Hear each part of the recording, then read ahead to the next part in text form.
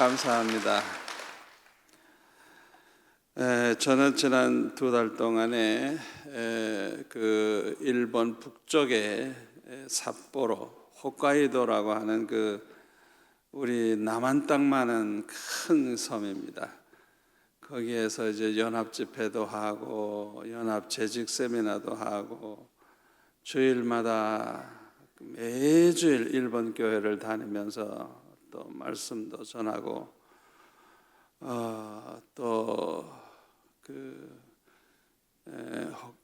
삿포로 도시의 중앙에 가로지르는 아주 좋은 공원이 있는데 그 옆에 아주 고급 아파트를 2채나 가지고 계신 의사 집안인데 김재현 권사님이라고 그 아파트 하나를 선교사들이나 손님들을 위해서 게스트룸으로 그 고급 아파트를 쓰는 그거를 저에게 내줘서 새 집인데 한 8개월밖에 안 됐다 그러는데 아침에도 밥 먹고 나가면 공원에서 1-2시간 걷고 저녁에도 1-2시간씩 걷고 2달 동안 제가 많이 걸었습니다. 참 공기도 좋고 날씨도 여기보다 시원하고 이번에 일본에 그렇게 오래 있으면서 그 작은 교회마다 다 이렇게 다니면서 집회를 하는 가운데 일본 교회의 참 모습을 알게 됐어요. 그동안에는 교단별로 연합 세미나하고 연합 집회하고 이제 10월 달에도 이제 남쪽 섬, 이제 일본을 세 쪽으로 나눈다고 하면 위에서 지냈는데 이번에 10월 초에는 이제 큐스 그 지역에 그 전 교회들이 모여가지고 100주년 기념성회가 있어요. 그걸 10월 초에 이제 제가 가서 며칠 동안 집회를 인도하게 되는데 일본을 30년 동안 다녀도 일본을 잘 몰랐어요. 그런데 교회마다 다녀보니까 그들의 참 모습을 알 수가 있었어요. 그래서 이제 이번 10월 집회는 제 메시지가 달라질 거예요. 왜? 그들의 속을 제가 알았거든요. 그들의 참 형편을 알았거든요. 왜 부흥 안 되는가를 알았거든요. 반드시 해결해야 될 문제가 뭔가를 제가 알게 됐어요. 그래서 좀 이제 10월 달에 기대가 됩니다만은 요 바로 전에 제가 집회를 한 그 내용을 저는 일본 교회가 그렇게 어렵다는 걸 모르고 이제 우리 수영로 교회의 성도들이 어떻게 주님을 섬기는가를 이제 다 얘기를 했는데 굉장히 그것이 이제 아마 중요한 메시지였던 모양이야. 그러니까 일본 생명의 말씀사에서 책으로 내겠다. 제 집회한 걸 며칠 동안 집회한 걸 책으로 내겠다. 그래서 아마 지금쯤은 책이 아마 거의 나왔을 거예요.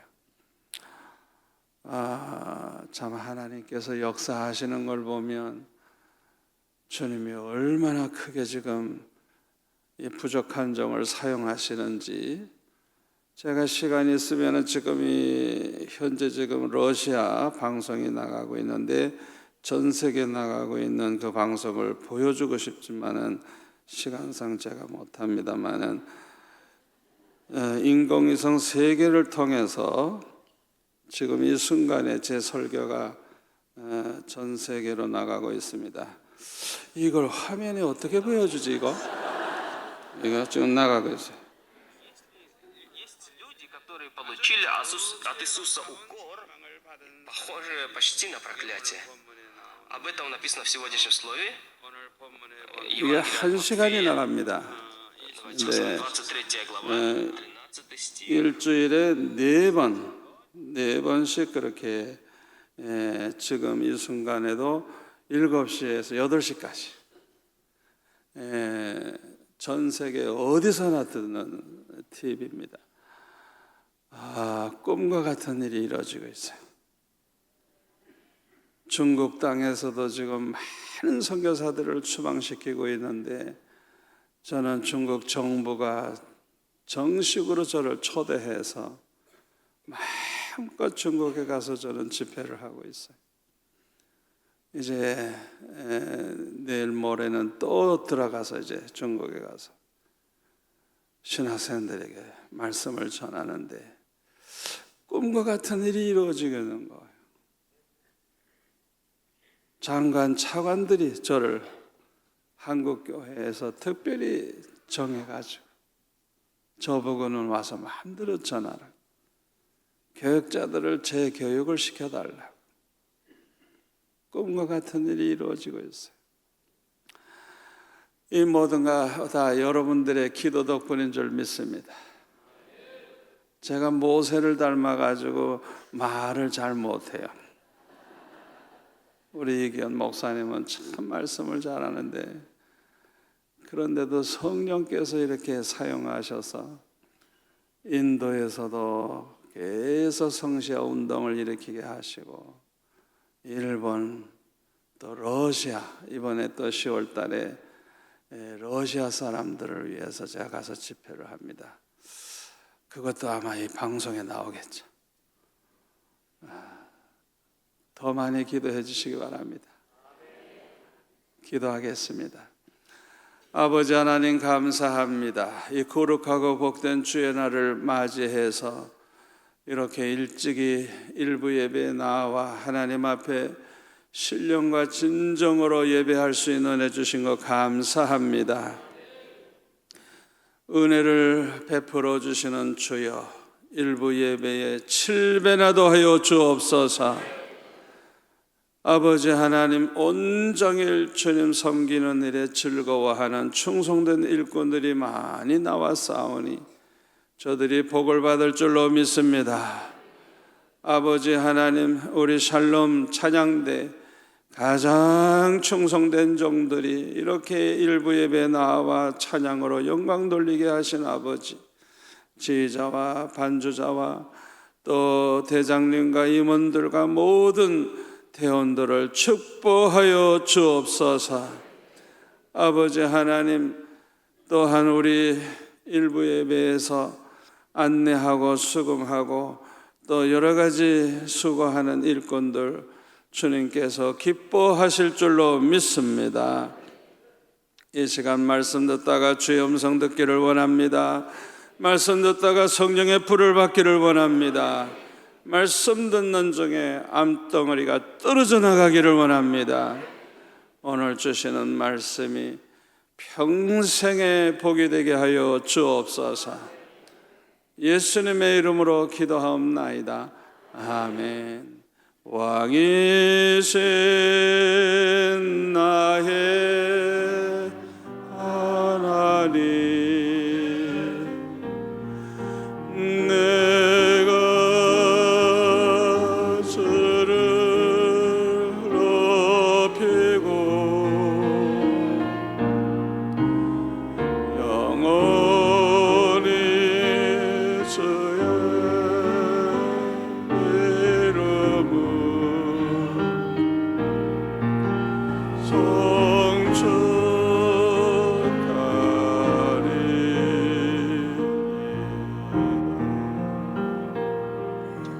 할렐루야.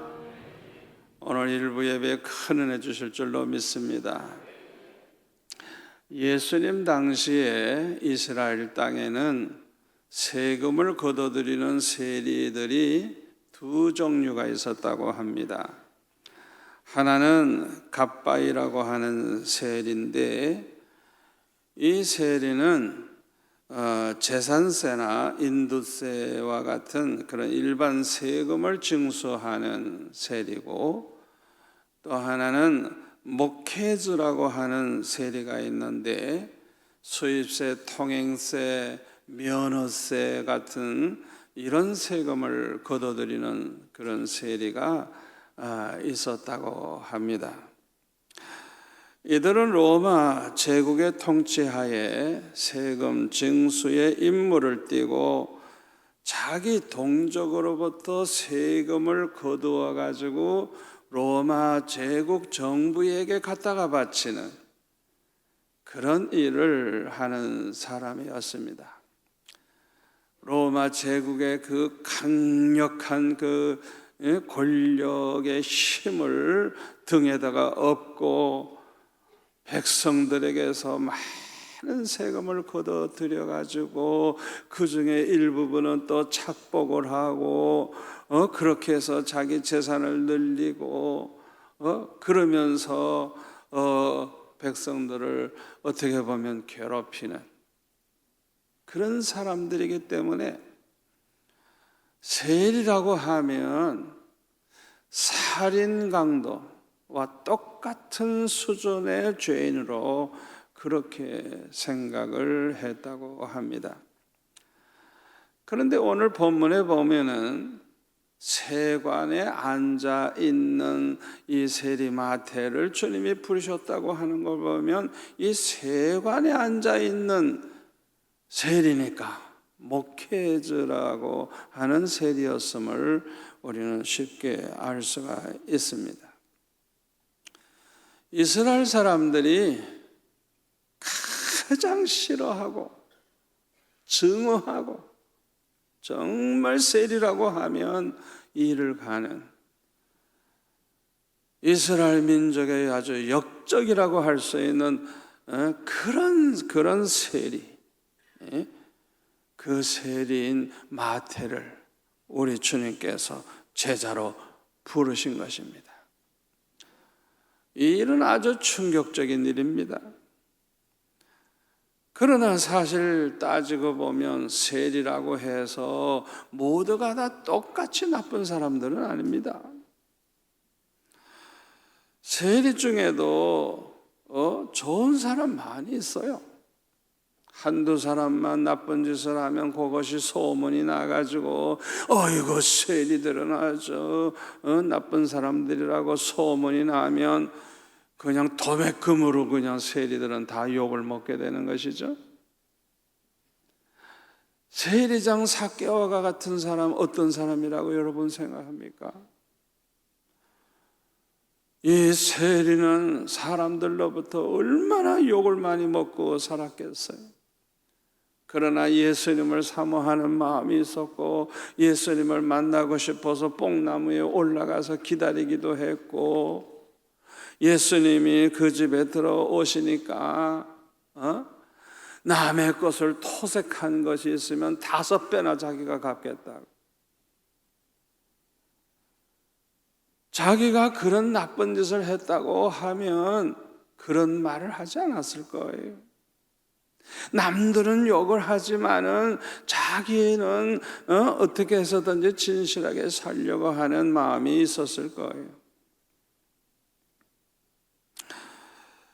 그러나 사람들은 가장 아주 비천하고 가장 못된 직업을 세리라고 생각을 했는데 우리 주님이 그런 사람을 부르신 거예요. 우리 하나님께서는요, 성경에 보면 모세와 같은 사람, 사도 바울과 같은 사람, 그 시대의 최고 학문을 통달하고 가장 사람들에게 존경받을 수 있는 그런 위치에 있는 그런 사람들만 부르지 않았어요. 그런 사람만 불러서 쓰시지 않았어요. 성경에 보면은 아주 부족한 사람들, 세상에서 제일 천하고 낮은 그런 처지에서 사는 그런 사람들을 많이 불러서 우리 하나님이 귀하게 쓰신 것을 볼 수가 있습니다. 그래서 고린도전서 1장 26절에 보면 사도 바울은 이렇게 말합니다. 형제들아 너희를 부르심을 보라. 육체를 따라 지혜로운 자가 많지 아니하며 능한 자가 많지 아니하며 문불 좋은 자가 많지 아니하도다. 그러나 하나님께서 세상에 미련한 것들을 택하사 지혜 있는 자들을 부끄럽게 하려 하시고 세상에 약한 것들을 택하사 강한 것들을 부끄럽게 하려 하시며 하나님께서 세상에 천한 것들과 멸시받는 것들과 없는 것들을 택하사 있는 것들을 피하려 하시나니 이는 아무 육체도 하나님 앞에서 자랑하지 못하게 하려 하심이라. 아멘. 사마리아의 수가성 사람들을 다 예수 믿어 구원받게 하실 때 그 수가성에서 제일 유명하고 존경받는 사람을 택해서 그 일을 하게 하시지 않았어요? 과거에 남편이 5이나 있었고 지금 살고 있는 남자도 자기 남편이 아니야. 아마 얼굴이 너무 예뻐가지고 남자들이 항상 달라붙었던 모양. 그러나 생각해 보세요. 다 과거에 5 남편이나 있었던 여자니까 얼마나 복잡한 여자입니까? 너무 부끄러워서 사람들이 우물가에 모여서 있을 때는 나가질 못해. 점심 먹고 낮잠 자는 시간이 있는데 다 그 낮잠 자는 그런 시간에 살짝 와서 물기러 가는, 너무 부끄러워서 얼굴을 들 수 없는 그런 천한 여자. 그 여자를 만나기 위해서 주님이 미리 가셔서 기다리고 계셨어요. 그리고 만나 주셨어요. 그리고 예수님이 바로 이스라엘 백성들이 기다리는 메시아라는 걸 가르쳐 주셨어요. 야, 자기가 메시아를 만났다는 걸 알게 되니까 견딜 수가 없는 거예요. 물동이를 그냥 두고 수가성에 들어가서 나에게 대한 이야기, 여러분이 알다시피 내가 그런 여자 아니냐, 나에게 대한 이야기를 한 이 사람을 한번 와서 보라. 메시아가 아닌지 와서 보라. 전도를 해가지고 사람들이 그냥 다 몰려와서 예수님을 만나서 말씀을 들은 후에 이틀이나 더 계시라고 모셔가지고 충분히 말씀을 듣고 예수를 다 믿게 되는 역사가 일어났어요.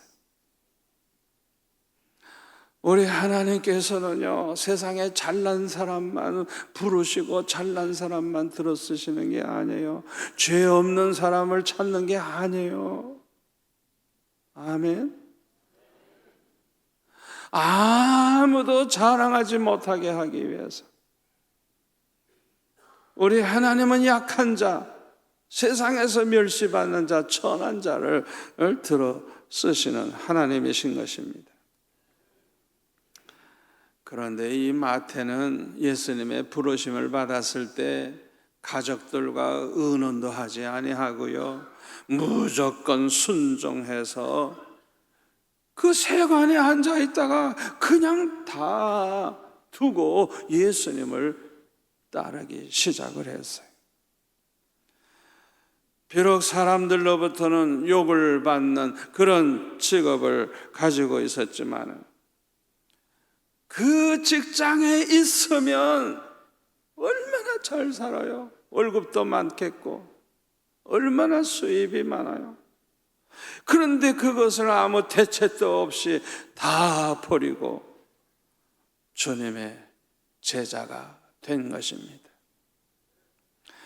베드로나 요한이나 야고보와 같은 사람은 가난한 어부였죠. 그러나 주님을 부르심을 받았을 때 배와 그물을 버려두고 무조건 주님을 따랐다고 성경은 말씀하고 있습니다. 마태나 베드로, 요한, 야고보와 같은 사람들은 다 비천한 사람들이었습니다마는 이들이 특별히 예수님의 제자로 택함 받을 수 있었던 비밀이 하나 있어. 그게 뭔 줄 압니까? 그들에게 공통점이 하나 있어요. 주님이 부르시니까 생각할 필요도 없어. 누구하고 의논할 필요도 없어.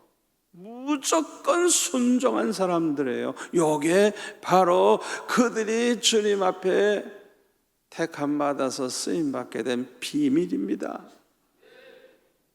아멘. 사람들이 볼 때는 시시하고 사람들이 볼 때는 별거 아니지만은 그들에게는 너무나도 중요한 그런 비밀이 있는데, 주님이 따르라 하면 예? 그리고 따르는 순종함이 있었던 것입니다. 우리 하나님은 어떤 사람을 귀하게 쓰실까요? 뛰어난 사람? 아닙니다. 잘난 사람, 똑똑한 사람, 출세한 사람, 그런 사람들을 들어서 쓰시지 않아요. 순종의 사람을 우리 하나님은 들어 쓰십니다. 우리 하나님은 순종의 사람을 기뻐하세요. 여러분, 우리가 믿음이 있다고 하면 그 믿음의 증거가 무엇으로 나타나느냐 하면, 내가 정말 믿음의 사람이라면, 정말 예수를 믿는다면 예수님을 사랑하는 마음이 있어요.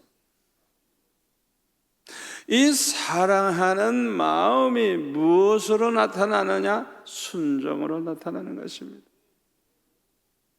그래서 요한복음 14장 21절에 보면 나의 계명을 지키는 자라야 나를 사랑하는 자니, 나를 사랑하는 자는 내 아버지께 사랑을 받을 것이요 나도 그를 사랑하여 그에게 나를 나타내리라.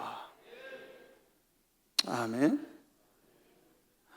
우리가 정말 믿음이 있다면 믿음만큼 하나님을 사랑하고 주님을 사랑하게 되고, 그 사랑이 어떻게 나타나느냐? 주님의 계명, 주님의 말씀을 순종하는 것으로 나타난다는 거예요. 아멘. 그렇기 때문에 주님의 계명을 지키는 자라야, 그걸 볼 수 있어야 그 사람은 진짜 주님을 사랑하는 사람이라는 거예요. 그런 사람은 하나님도 사랑할 뿐만 아니라 주님도 그를 사랑해서 그에게 모든 걸 나타내 주시겠다 그랬어요. 우리 하나님은요, 순종의 사람을 축복하십니다. 순종하는 만큼 하나님을 사랑하는 것이기 때문에, 하나님을 사랑하는 마음으로 하나님 말씀대로 뜻대로 순종하는 그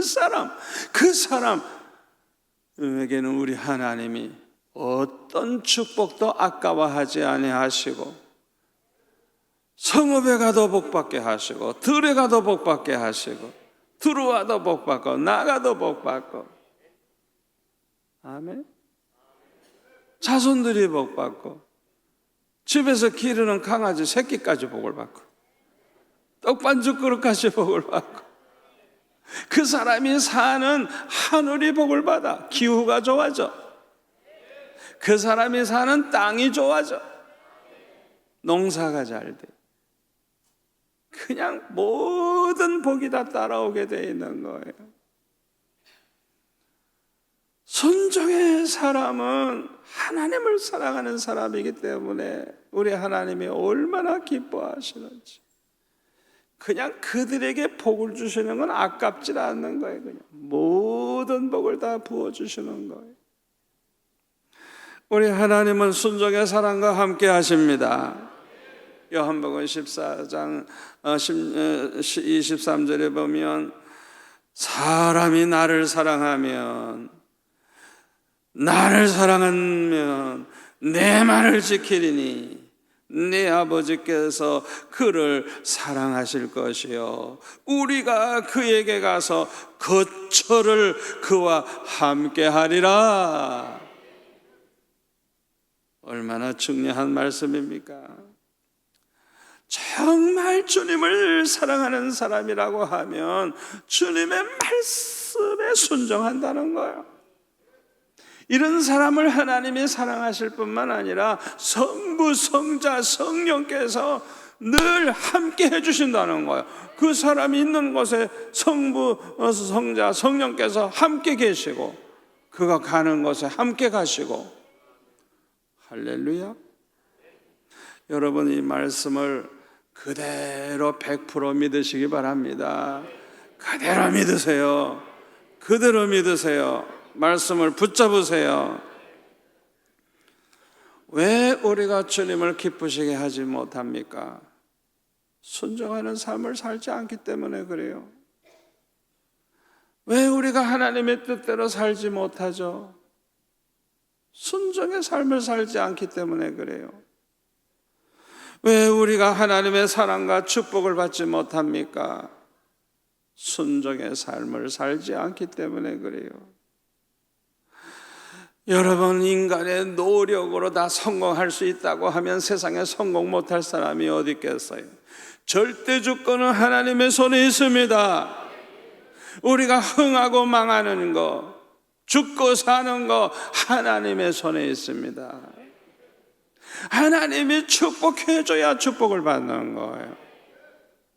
그렇기 때문에 하나님의 사랑과 축복을 받으려고 하면 순종해 드려야 되는 거예요. 왜 우리가 하나님 앞에 쓰임 받지 못합니까? 순종하지 않기 때문에 그러는 거예요. 말씀대로 살질 않아요. 제멋대로 살아요. 자기 기분 따라 헌금도 하고 기분 따라 봉사하고 기분 좋으면 열심히 내고 기분 나쁘면 그만두고. 그건 잘못된 거예요. 주님 말씀이라고 하면 무조건 순종하는 그 믿음, 그 믿음으로 사는 것이 올바른 신앙인 줄로 믿습니다. 우리가 주님의 말씀에 순종하면서 사는 것이 얼마나 중요한지 모릅니다.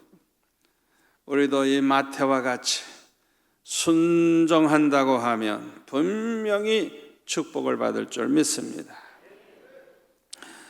마가복음 10장 28절에 보면은 베드로가 말합니다. 보소서, 우리가 모든 것을 버리고 주를 따랐나이다. 우리가 모든 것을 다 버리고 주님을 따랐다고 말을 합니다. 이때 예수님 말씀하시기를 진실로 너희에게 이르노니 나와 예수님과 복음을 위해서 집이나 형제나 자매나 어머니나 아버지나 자식이나 전토를 벌인 자는 현세에 있어 집과 형제와 자매와 어머니와 자식과 전토를 100배나 받되 박해를 겸하여 받고 내세의 영생을 받지 못할 자가 없느니라. 그랬어요. 주님을 위해서, 복음을 위해서 모든 걸 다 버리고 그 길을 쫓아간 사람, 따라간 사람들. 그러다가 보니 부모 형제도 잘 모시지 못하게 되고 자식들도 제대로 먹이지도 못하게 되고 얼마나 희생이 많아요. 또 주님을 위해서, 복음을 위해서 살다가 보니까 집을 바치기도 하고 땅을 바치기도 하고 이런 사람들, 금세에 100배의 복을 받고, 이 말씀이 무슨 뜻인 줄 압니까? 주님이 책임져 주시겠다는 거예요.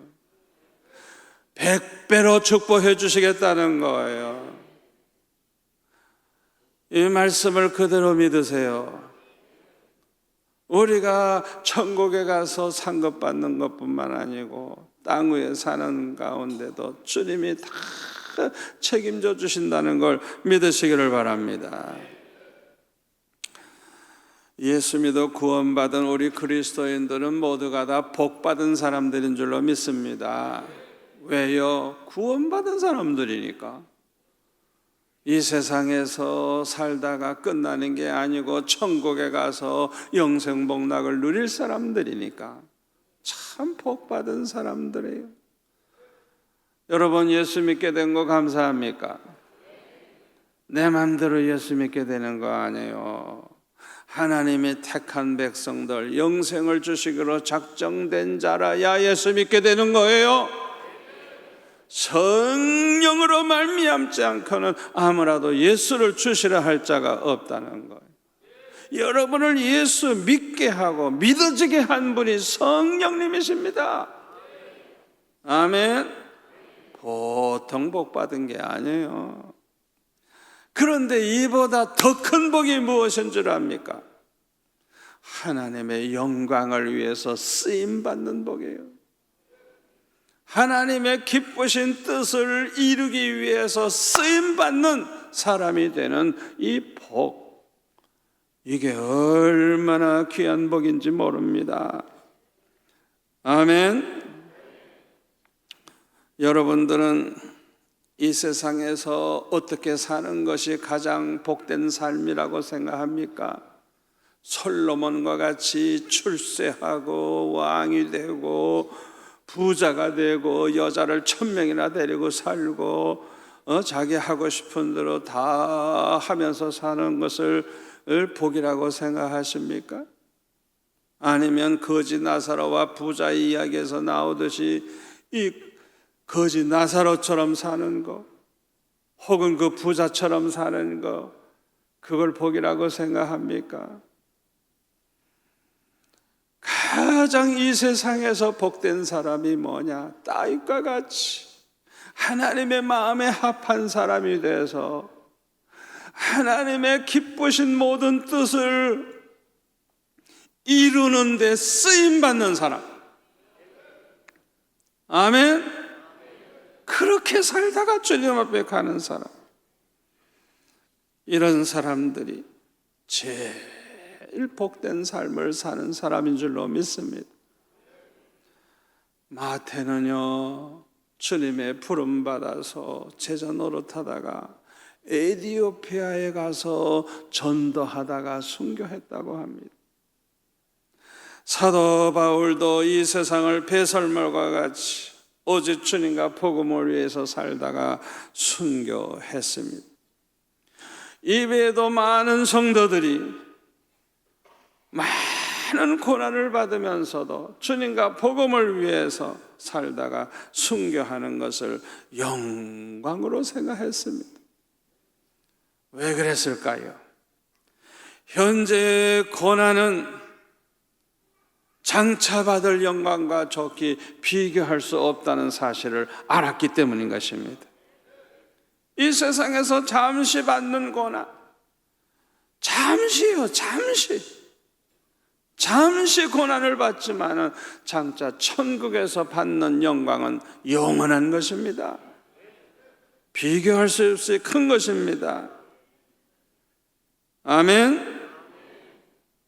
장차 우리가 주님 앞에 가서 설 때 어떤 사람이 가장 빛나는 면류관을 쓰고 가장 큰 영광을 받게 될 것이라고 여러분은 생각하십니까?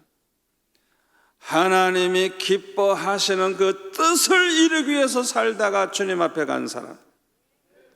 아멘. 창세전에 택하신 하나님의 백성들에게 복음을 전해서 예수 믿어 구원 얻게 하는 이 일을 하다가 주님 앞에 간 사람, 제일 영광스러운 면류관 쓰고 복을 받으며 살게 될 줄로 믿습니다. 그래서 사도 바울은 감옥에서 순교할 날을 기다리고 있었지만은 열심히 복음을 전하면서 항상 기뻐했던 것입니다. 그런데 오늘 본문 10절에 보면 세리마태는 자기를 제자로 불러주신 주님께 기쁨으로 순종했을 뿐만 아니라 자기 같은 그런 죄인을 불러주신 그 주님의 은혜가 너무 감사해서 예수님을 집에 초청을 해가지고 잔치를 배설을 했어요. 그러니까 자기 친구 세리들도 많이 초대를 받아가지고 이제 그 집에 와서 예수님과 함께 식사를 하게 됐어요. 그것을 본 바리새인들은 어떻게 너희들의 선생님은 저 세리와 죄인들과 어떻게 함께 그렇게 잡수실 수가 있느냐고 그렇게 비난을 했습니다. 이때 예수님께서 12절에 보면 이렇게 말씀하십니다. 예수께서 들으시고 이르시되 건강한 자에게는 의사가 쓸데없고 병든 자에게라 쓸데있느니라. 너희는 가서 내가 궁의를 원하고 제사를 원하지 아니하노라 하신 뜻이 무엇인지 배우라. 다 같이요. 나는 의인을 부르러 온 것이 아니요 죄인을 부르러 왔노라 하시니라. 아멘. 건강한 사람에게는 의사가 필요가 없죠. 병든 자에게야 의사가 필요하죠. 그런데요, 죄라고 하는 것은 영적인 병입니다. 지옥에 멸망을 시키는 무서운 병이에요. 그러니까 죄인들은 영적으로 병든 사람들이에요. 그러므로 이 죄인들이 구원받으려고 하면 신령한 의사이신 예수님이 필요한 줄 믿습니다. 그런데 우리 예수님은 말씀하시기를 나는 의인을 부르러 온 것이 아니고 죄인을 부르러 왔다고 이렇게 말씀하신 것입니다. 할렐루야, 할렐루야. 로마서 3장 10절에 보면 의인은 없나니 하나도 없다고 그랬습니다. 그렇습니다. 이 세상에는 마태와 같이 자타가 공인하는 죄인이 있고 바리새인들과 같이 의인인 척하는 그런 죄인이 있어요. 이 두 죄인 가운데 누구의 죄가 더 많을까요? 바리새인들은 자기 자신이 죄인이면서도 의인인 척하는 외식을 하는 사람들이기 때문에 보통 사람들의 죄보다 한 배 더 죄가 더 많은 것입니다. 우리 하나님은요, 외모를 보지 아니하시고 중심을 보시는 하나님이십니다. 하나님 앞에서는 정직한 자가 오히려 지혜롭고 복 있는 자인 줄로 믿습니다. 그런데 오늘 보면 13절에 보면 예수님께서는 호세아 6장 6절의 말씀을 인용해서 말씀하시기를 너희는 가서 내가 궁의를 원하고 제사를 원하지 아니하노라 하신 뜻이 무엇인지 배우라고 말씀을 하셨습니다. 우리가 하나님 앞에 드리는 제사도 중요합니다. 그러나 긍휼이 없는 제사는 하나님을 기쁘시게 할 수가 없어요. 긍휼이 무엇입니까? 죄인을 불쌍히 여기는 마음, 원수를 미워하는 것이 아니라 원수를 불쌍히 여기는 마음, 그게 긍휼이에요. 어떤 사람이 이런 마음을 가질 수가 있을까요? 첫째로 자기 자신이 죄인인 줄 아는 사람, 둘째로 자신이 하나님의 은혜로 사는 줄을 아는 사람, 세 번째로 원수를 사랑하고 박해하는 자를 위해서 기도하라고 하신 주님의 말씀대로 사는 사람, 이런 사람들이 긍휼을 베풀면서 살게 될 줄로 믿습니다. 이런 사람들은 함부로 다른 사람을 비판하거나 정죄하지 않아요. 다른 사람을 함부로 판단하거나 비난하지 않습니다. 오히려 그들을 긍휼히 여기는 것입니다. 성경에 보면 모세는 이스라엘 백성들을 정죄하지 아니하고 긍휼히 여기는 마음으로 그들을 살리기 위해서 중보 기도를 했어요. 저들의 죄를 사해 주옵소서. 그렇지 않다고 하면 내 이름을 하나님의 그 생명책에서 그 이름을 지워버려 달라고. 목숨 걸고 그렇게 백성들을 위해 기도했어요. 다니엘도 이스라엘 백성들을 정죄하지 아니하고 긍휼히 여기는 마음을 가지고 금식하면서 이스라엘 백성들의 죄를 자기가 범한 죄인 것처럼 생각하면서 금식하며 회개한 것을 볼 수가 있어요. 저와 여러분도 이런 마음을 가져야 될 줄로 믿습니다. 우리나라 국민들이 죄짓고 나쁜 짓 하는 거 비판하고 욕하고 그렇게 하는 사람 되지 마시고 그들을 불쌍히 여기는, 긍휼히 여기는 마음을 가지고 그들을 위해 중보기도 하시기를 바랍니다. 저 북한 동포들 불쌍히 여기는 마음을 가지고 기도하시기를 바랍니다. 그런데 바리새인들에게는 이런 마음이 없었어요. 그래 가지고 자기 자신이 죄인인 건 생각 안 하고 그냥 트집만 잡으려고 밤낮 남을 비판하고 세리들을 욕을 하고 그랬어요. 아무쪼록 저와 여러분은 우리 주님의 이 말씀을 그대로 받아들여서 남을 판단하고 비판하는 바리새인 되지 말고 긍휼히 여기고 그들을 위해 눈물을 흘리고 기도해 줄 수 있는 참으로 주님이 기뻐하시는 성도가 되시기를 축원합니다. 기도하겠습니다. 아버지 하나님 감사합니다. 오늘 주신 말씀 우리 평생에 잊을 수 없는 말씀인 줄로 믿습니다. 의인을 부르러 오지 아니하시고 죄인을 부르러 오신 주님, 죄인된 우리를 불러주시니 감사합니다. 감사합니다. 아버지, 우리의 남은 여생 하나님의 기쁘신 뜻을 이루어드리며 사는 우리 하나님의 마음을 기쁘시게 하는 자가 되게 하여 주옵소서. 예수님의 이름으로 기도하옵나이다. 아멘.